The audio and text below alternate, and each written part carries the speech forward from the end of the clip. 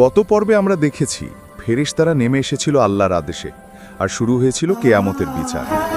আজ সেই বিচার শেষ হতে চলেছে, কার স্থান জান্নাতে আর কার জাহান্নামে। এমন ঈমান জাগানো ভিডিও পেতে চ্যানেলটি সাবস্ক্রাইব করুন। আল্লাহ তাআলা এক বান্দাকে জিজ্ঞেস করবেন, তোমাকে কে সৃষ্টি করেছে? বান্দা উত্তর দেবে, হে আল্লাহ, আপনি।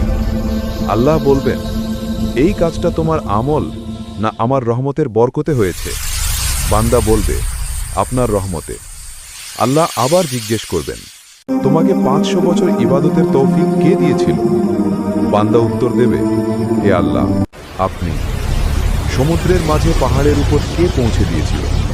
লবণাক্ত পানির মাঝে সুপেয় পানি কে রেখেছিল? আনার গাছ কে সৃষ্টি করেছিল?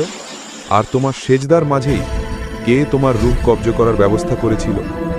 বান্দা কাঁদতে কাঁদতে বলবে, হে পরওয়ারদিগার, আপনি। তখন আল্লাহ বলবেন, সবকিছুই আমার রহমতে হয়েছে আর আমার রহমতেই তোমাকে জান্নাতে দাখিল করছি।